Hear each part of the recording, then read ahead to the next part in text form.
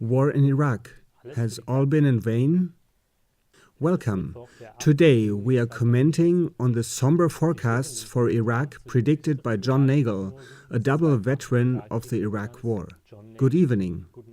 Before we focus on the contents of the news by veteran Nagel, broadcasted on Wednesday, June the 18th, 2014 by mainstream media, we want to remind of our intention to broadcast our film Modern Warfare, How Does It Work?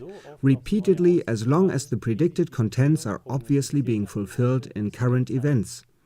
Already 5 times in that week, we could observe clearly how facts forecasted in the film are being carried out.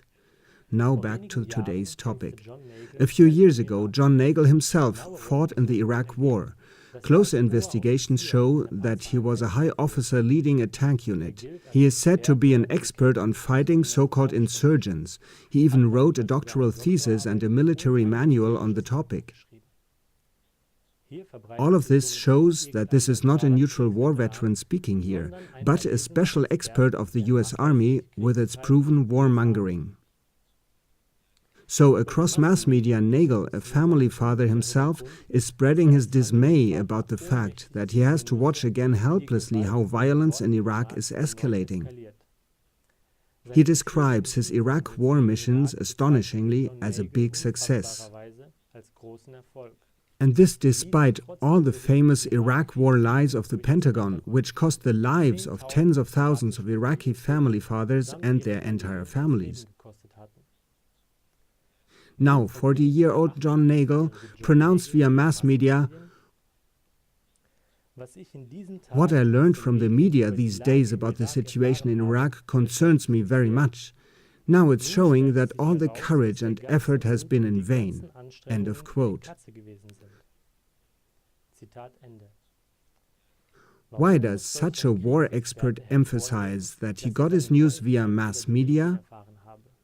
Should it seem as if just a common veteran was giving his views here? A closer look reveals exactly the opposite. For it's our media who get their news from him. John Nagel even lobbies Swiss journalists at his home in Philadelphia, proudly presents them all his pictures, photos, awards and medals he received on his war missions in Iraq.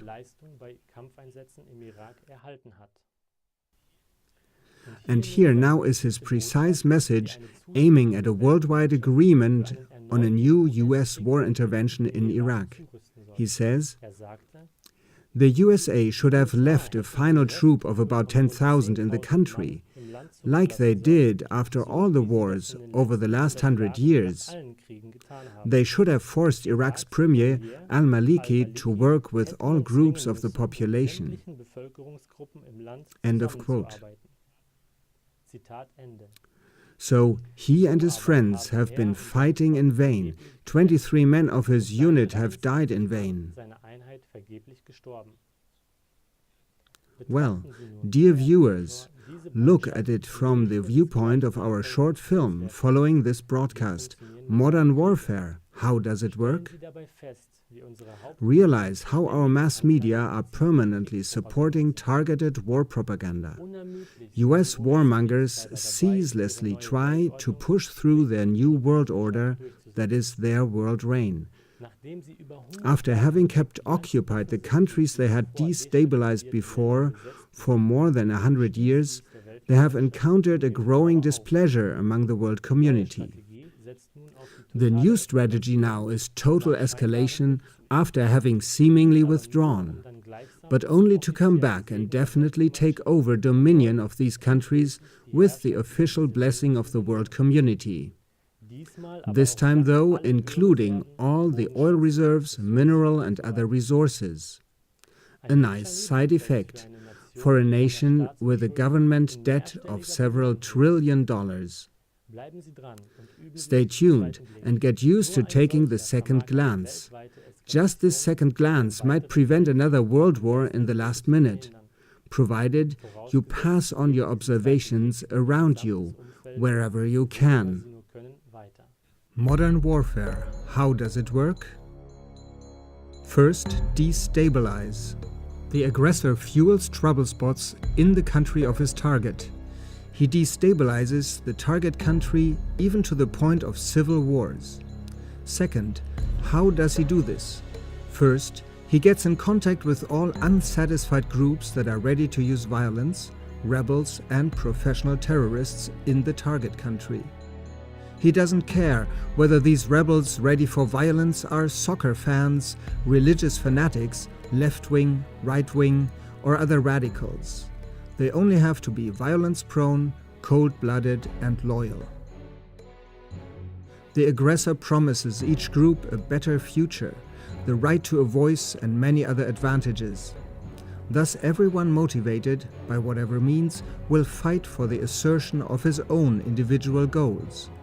Each terrorist group formed in this way will temporarily accept even totally different groups. At the start, each group sees only advantages in the common striking power. The motto, synergy above all. Strike together, march separately. Thus, the aggressor creates colorfully mixed terror groups. If one extremist group is not willing to mix with other of a different mindset, it is no problem for the aggressor. He uses them separately for exclusive goals, for instance, for suicide bombing and so on. Third, equipping and funding. He uses mercenaries of his own or even another country to train these rebel groups to become terrorist groups. If possible, it is done outside his target country. He builds secret training sites, preferably close to his target. If not, he also flies them in from everywhere. He supplies arms and ammunition to the rebels, as much as desired. He pays them for the battle. Fourth, the offensive. Now the foreign aggressor precisely puts into practice his battle plan. Depending on the strategy, he purposely attacks civilians and institutions too. His goal is to get as much international attention as possible to provoke a cry for foreign help. The focus of the media coverage of this isn't the organizing aggressor, of course, but either the bad government of the country to be overthrown, or, if necessary, the rebels or terrorist cells. Fifth, the goals of the real aggressor are the same every time. Weaken the country from the inside as much as possible. Goal-oriented assignment of guilt to the targeted country. As much confusion and helplessness amongst the people as possible. Creating as much sympathy as possible for military intervention from outside the country. Overthrow and removal of the target government. Appointment of a new government consisting of noble rebels. Withdrawal of all troops, leaving the country to its own councils so that it may fall into complete chaos. Once again, a radical intervention to wipe out all previously used heroes, now labeled terrorists. Taking over the country, that is, its resources. Paying reparations at leisure. Sixth, be celebrated as the great rescuer. Seventh, same procedure but still bigger. What the aggressor did with motley rebel troops in single countries, he does in big style now. Whole countries are his appointed rebel troops now. With these, he encircles his greatest rivals he could never defeat alone. Previously, he fuels provocations and intentionally puts the blame on his greatest rivals. He causes his appointed rebel countries to go against his greatest rivals with their own weapons and armies. Not before all countries have shot their last ammunition, lost their best men, and ruined themselves does the true enemy of mankind, the true aggressor and warmonger, intervene to conquer them all. Who are the greatest losers? All who allowed this insidious aggressor and warmonger to deceive and use them.